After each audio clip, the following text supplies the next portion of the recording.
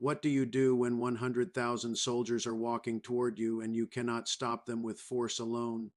You do not stop them. You let them come. You let them move forward. You let them believe the ground they are taking is ground worth taking.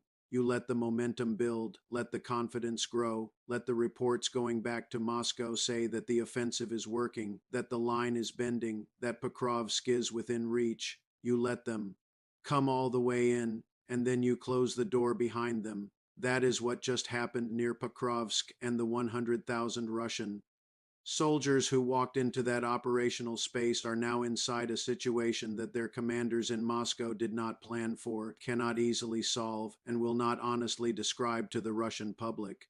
The trap was not an accident. It was not improvised in the chaos of battle. It was built piece by piece over months by Ukrainian planners who understood something fundamental about the Russian military's approach to this offensive.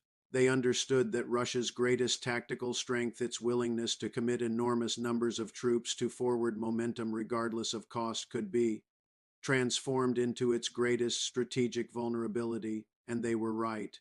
This is the story of how you destroy an army not by meeting it head on, but by understanding it better than it understands itself. To grasp what happened near Pokrovsk, you have to understand what this city represents in the architecture of the entire Eastern Front. Pokrovsk is not famous. It will not appear in most history books about the 20th century. Before this war, it was a mid-sized industrial town in the Donetsk region, known primarily as a rail hub and a logistics center, serving the mining communities that have defined this part of Ukraine for generations. Population roughly 60,000 before the war.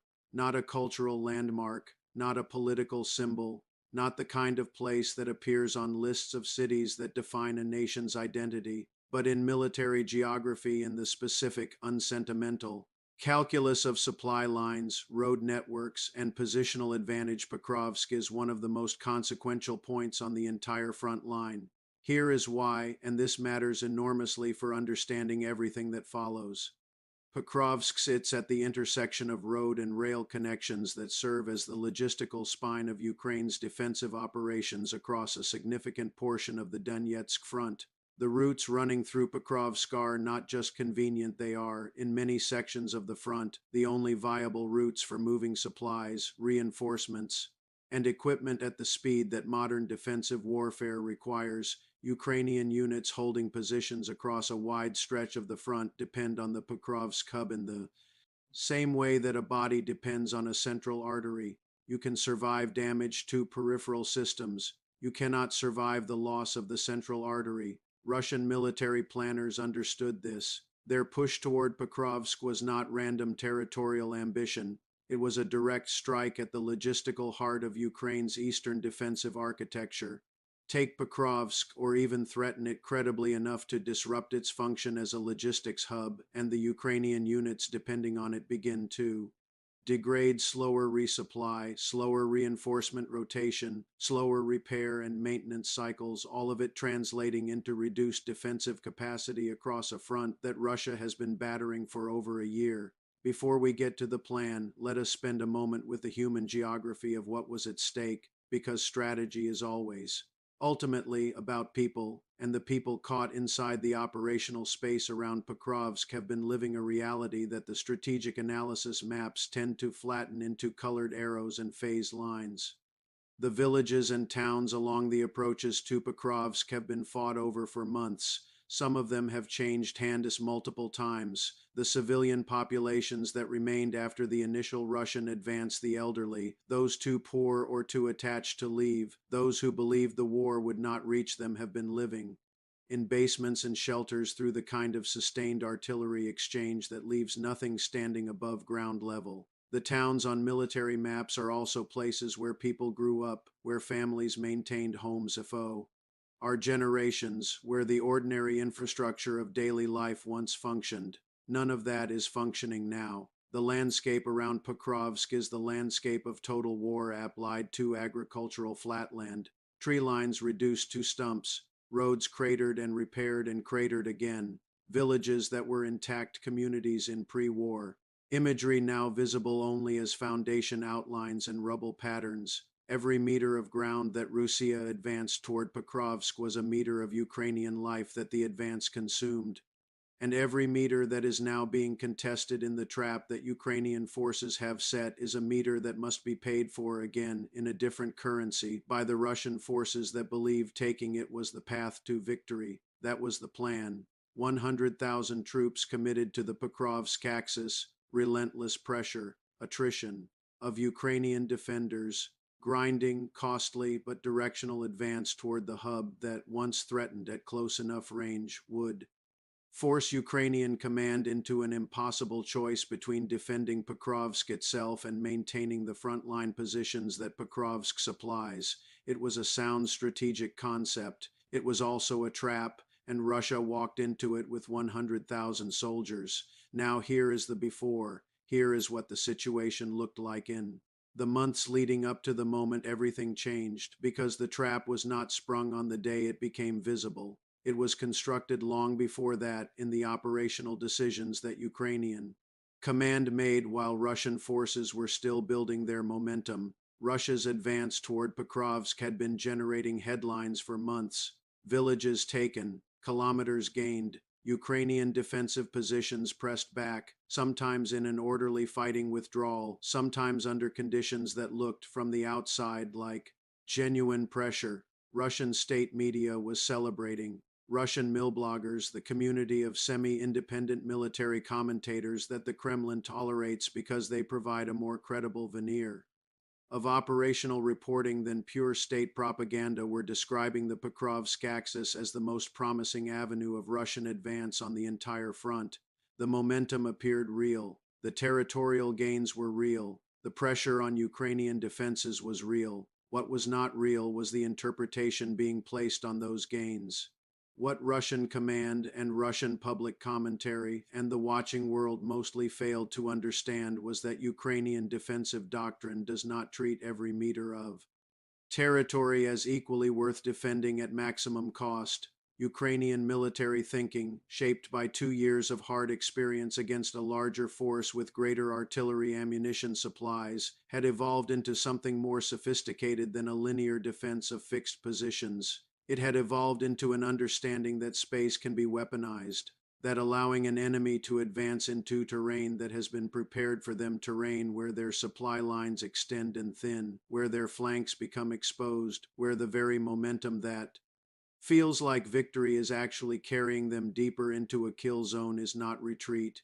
It is architecture. You are building a room, and when it is complete, you close the door. Ukrainian engineers and military planners spent months preparing the terrain around the Pokrovsk axis, not just defensively in the conventional sense, laying minefields, constructing fighting positions, establishing defensive lines. Operationally, the mine warfare dimension alone deserves attention because it has been one of the most consequential and underreported aspects of this entire war. Ukraine has developed mine laying and mine integration doctrine that is genuinely innovative, using drones to place mines precisely in the paths of advancing Russian formations, creating mine belts that appear and shift faster than Russian engineering units can clear them, designing mixed minefields that combine anti-tank and anti-personnel munitions in patterns that make clearance operations slow, costly, and dangerous for the Russian combat engineer teams that have to conduct them under fire around Pokrovsk, this mine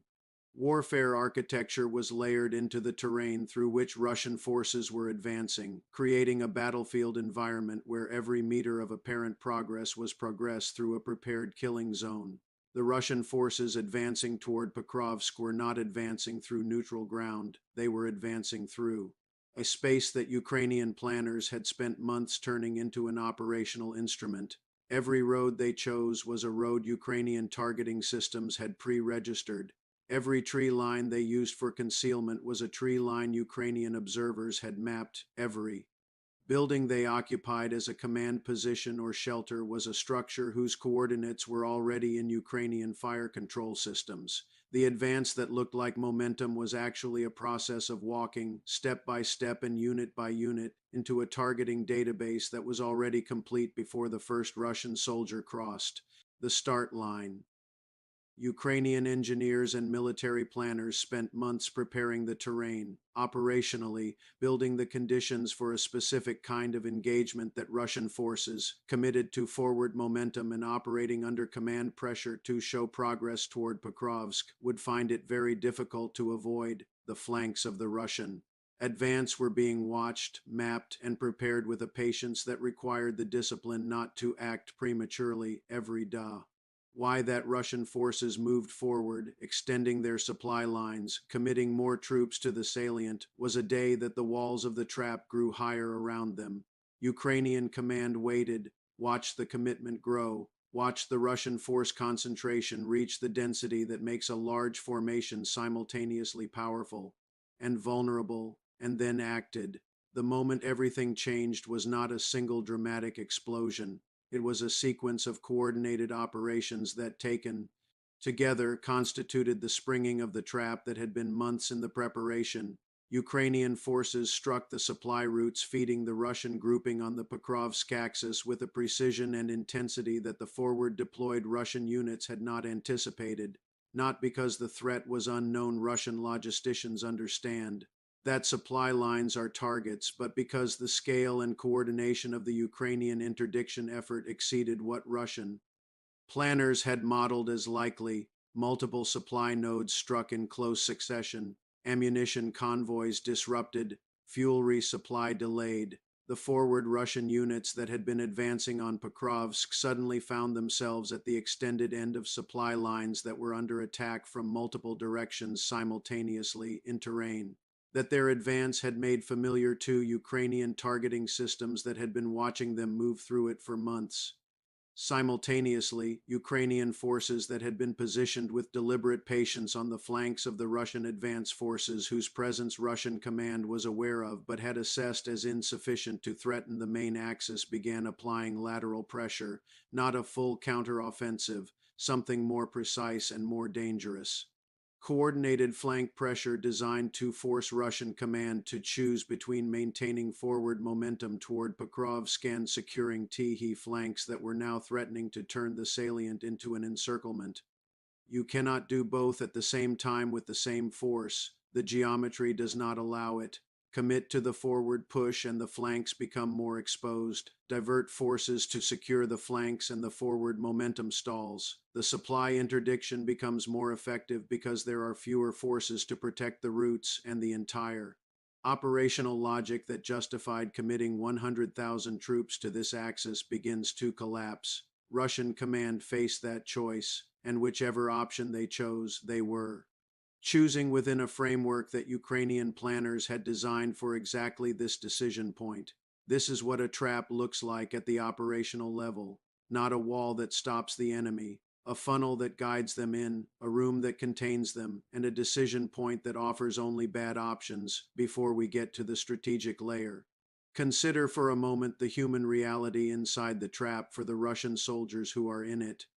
Because 100,000 is a number so large it becomes abstract, and abstraction is how wars get discussed without being understood. These are individual men, young men, many of them from Russian cities and villages and rural communities that have been sending their sons to this war for over 2 years. Many of them were mobilized, called up in the waves of conscription that followed the 2022 partial mobilization, given weeks of training that experienced soldiers describe as inadequate for the combat environment they were entering, and sent to the front with the promise that their sacrifice was serving Russia's historic mission. Others are contract soldiers, professionals who chose the military life and now find themselves in a situation that their professional training did not prepare them for. Others are convicts men given the choice between imprisonment and frontline service, whose military value is real, but whose commitment to any cause beyond personal survival is limited and entirely rational. All of them are now inside an operational situation that is degrading around them. Cut supply lines mean reduced food, reduced ammunition, reduced medical supplies for the wounded. Wounded soldiers in an encircled or semi-encircled formation face a particular horror, the knowledge that evacuation is difficult or impossible, that the medical care they need may not be available, that the Wound that would be survivable with proper treatment in normal conditions may not be survivable in these conditions. The fear that lives inside a trapped military formation is not the bold fear of soldiers advancing toward a known danger. It is the particular grinding, eroding fear of men who do not know where the next threat is coming from, whose confidence in the system supporting them has been shaken by events they cannot fully understand, and whose options for individual action in the face of the situation are limited by the military structure that simultaneously puts them at risk and is their only source of any kind of security. These men did not design the operation that trapped them. They did not make the strategic decisions that led to this situation. Most of them had no clear picture of the operational context within which their individual actions were taking place. They followed orders. They advanced when told to advance. They held when told to hold. And now they are inside a trap that was built for the military structure they are part of, not for them individually, but that they will pay for individually in the most concrete terms that warfare makes available. That human reality is the cost that the strategic analysis must not lose sight of, not because it changes the operational calculation, but because it is the truth of what war actually is beneath all the maps and arrows and consequence chains. Now here is the layer that transforms this from a significant tactical development into a potentially war-defining moment. 100,000 troops is not a number you can quietly absorb a defeat with. It is not a number you can hide from the Russian public indefinitely. When a force of that scale is trapped, degraded, and forced into a defensive posture in terrain it advanced into expecting to conquer, the consequences ripple outward from the battlefield in ways that affect everything from Russian domestic politics to the negotiating positions being discussed in international diplomatic channels.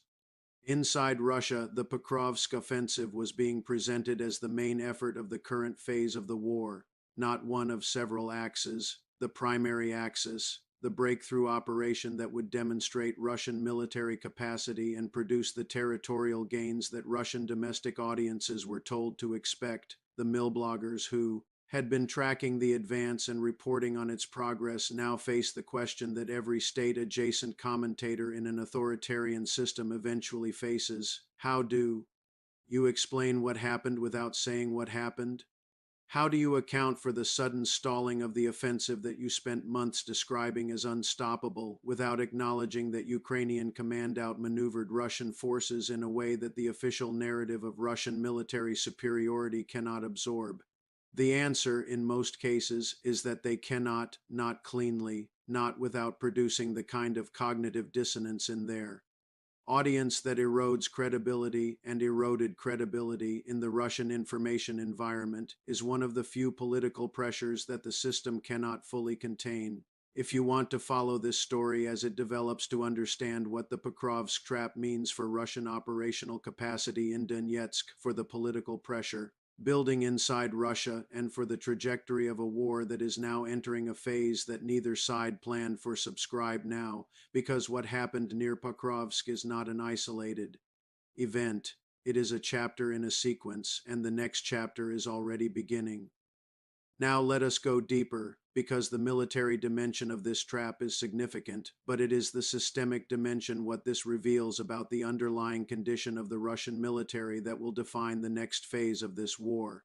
Russia committed 100,000 troops to the Pokrovsk axis over an extended period of operational build-up. That commitment required drawing forces from somewhere. The Russian military is not infinite. The force deployed toward Pokrovsk was assembled through a combination of newly mobilized personnel, units rotated from other front sectors, and reserves that were designated for exploitation of the expected breakthrough, the forces that would pour through the gap once Pokrovsk fell and turn a tactical success into an operational transformation of the entire front. Those reserves are now committed, not to exploitation of a breakthrough, to managing the consequences of a trap, instead of pouring through a gap in Ukrainian lines. They are being fed into a situation where their primary function is preventing a managed withdrawal from becoming a collapse. The difference between those two uses of reserve force is the difference between an army that is winning and an army that is spending its strategic depth on damage control.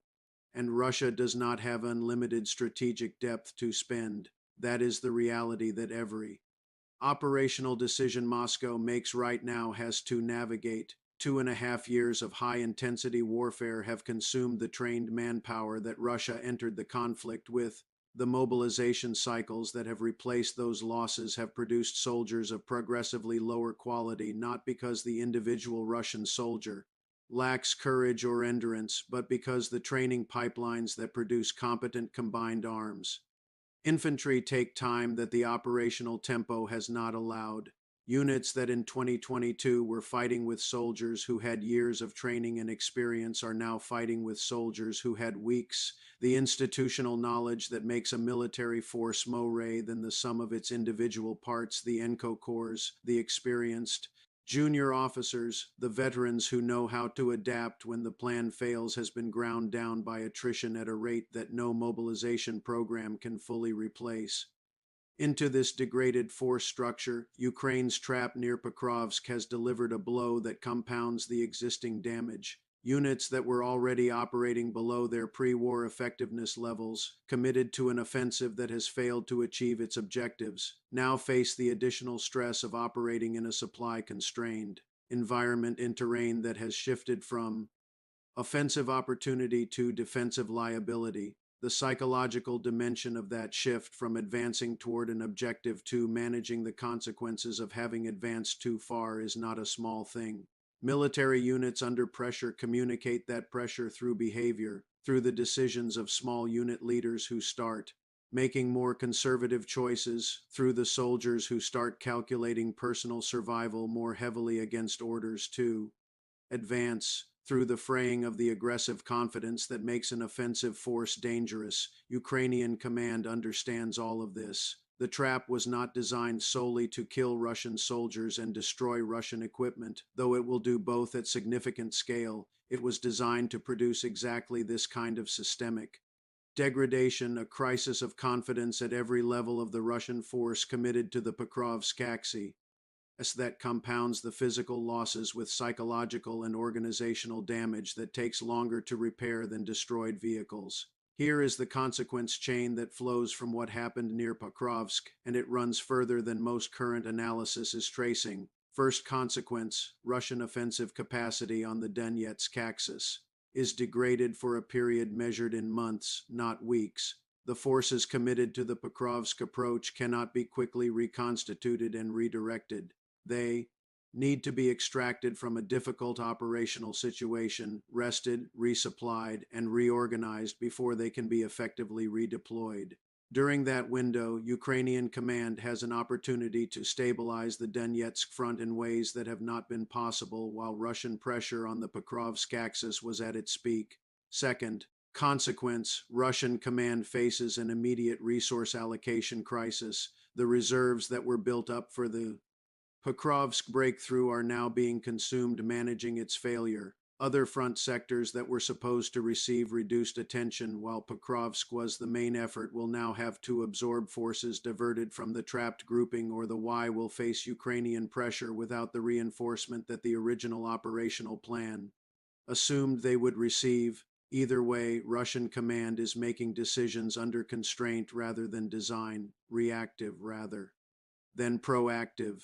That shift from initiative to reaction is one of the clearest indicators of an army that is losing operational control of its own campaign.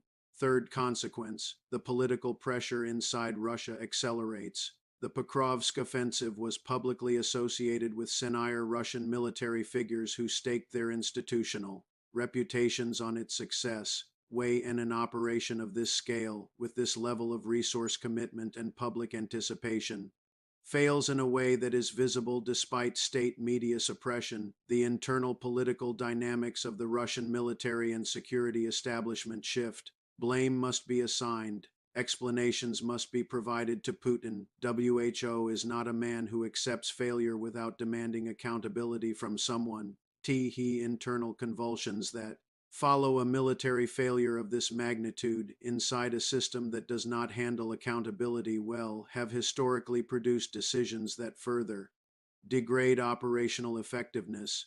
Commanders who should be focused on managing the battlefield start managing their political exposure instead, and the decisions that flow from political self-preservation rather than military logic are rarely the right decisions. Fourth consequence, and this is the one that matters most for the long-term trajectory of the war, the Pokrovsk trap has demonstrated in the most concrete and undeniable terms possible that Ukrainian military command is operating at a level of operational sophistication that matches or exceeds what Russia can bring to the same operational space. This is not a minor observation. At the beginning of this war, the prevailing assumption in most Western capitals, an assumption that shaped initial decisions about how much support to provide and on what timeline, was that Ukraine could resist but probably could not consistently outmaneuver a force of Russia's size and experience. That assumption has been progressively dismantled over 2.5 years. The Pokrovsk trap is its most complete demolition yet, an operation that required months of preparation, the discipline to absorb Russian pressure without triggering the trap prematurely, the intelligence to understand Russian operational patterns well enough to predict exactly where and when to close the door, and the coordination to execute multiple simultaneous strikes across a complex operational environment. This is not the work of a military that is merely surviving. This is the work of a military that is winning at the operational level even when it is under pressure at the tactical level. There is an international dimension to the Pokrovsk trap that needs to be named directly because it runs through every conversation happening right now in Western capitals about the future of support for Ukraine. For the past year, a persistent argument in Western political debate in the United States Congress, in European parliaments, and the opinion columns of newspapers that reach the people who make decisions about military aid packages has been that Ukraine cannot win this war, that the most realistic outcome is a negotiated settlement on terms that acknowledge Russian territorial gains, and that the continued provision of Western weapons is prolonging a conflict that will ultimately end the same way regardless of how much support Ukraine receives. This argument has been gaining political traction in some quarters, fueled by the visible costs of the war, by the grinding nature of a front line that moves in increments, and by a weariness in democratic publics that authoritarian systems do not have to manage. The Pokrovsk trap is a direct operational argument against that political narrative. It demonstrates concretely, in the most unambiguous military terms possible, that Ukraine is not merely surviving with Western support. Ukraine is using that support to build and execute operational campaigns that defeat Russian forces at the scale of 100,000 committed troops. That is, not the performance of a military that needs to accept a negotiated settlement from a position of weakness. That is the performance of a military that, given continued support, has the operational capability to make Russian victory on Moscow's terms impossible. Every Western policymaker who is weighing the cost-benefit calculation of continued Ukrainian support needs to factor the Pokrovsk trap into that calculation, because what it demonstrates about Ukrainian military capability changes the expected outcome of the conflict in ways that the pessimistic narrative has been systematically underestimating. That distinction between tactical pressure and operational success is one that most news coverage of this war has consistently failed to make clearly enough. Russia has taken villages. Russia has advanced in specific sectors. Russia has inflicted costs that are real and painful. None of that changes the operational reality that Ukraine has consistently denied Russia, the large-scale breakthroughs that Russian operational theory requires to convert tactical gains into strategic transformation. The Pokrovsk trap is the latest and most dramatic demonstration of that denial. 100,000 troops committed to the main effort of the current Russian campaign, now trapped, degraded, and unable to achieve the objective that justified their commitment. That is not a tactical setback, that is an operational defeat, and operational defeats, accumulated over time, are how wars are decided, even when the front line moves back and forth and the tactical picture looks ambiguous. Now here is the question that the Pokrovsk trap forces onto the table, a question that will shape every strategic decision made about this war for the remainder of the year. What does Russia do next? Not in Pokrovsk specifically. strategically, because the options available to Russian command after this failure are constrained in ways they were not before it.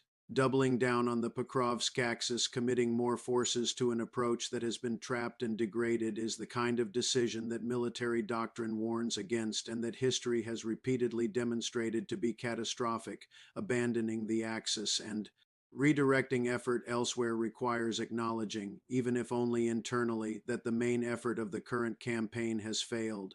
Neither option is politically comfortable for a leadership that has staked its domestic credibility on the narrative of inevitable progress. The third option, the one that authoritarian governments, under military pressure, historically reach for when they're conventional options are exhausted, is escalation, not necessarily of the kind that involves weapons of mass destruction, though that risk always exists and should never be fully discounted, but escalation in the form of intensified strikes on Ukrainian civilian infrastructure, escalation in the form of increased pressure on Western governments to reduce support for Ukraine, escalation in the form of rhetorical threats designed to create and now gauge uncertainty in Western capitals that the political will to sustain Ukrainian support begins to erode. Watch for all three of those signals in the weeks following the Pokrovsk trap, because a Russian leadership that cannot win on the battlefield and cannot admit it publicly has historically turned to those tools when conventional options have failed. The behavior that follows a military defeat of this scale will tell you more about Russia's true strategic condition than any official statement, any state media broadcast, or any diplomatic communication from Moscow. 100,000 soldiers entered the space near Pokrovsk believing they were on the edge of a breakthrough, believing the momentum was real, believing Pokrovsk would fall and the front would crack and the war would turn in the direction that their commanders had promised Moscow it would turn. The breakthrough was a corridor.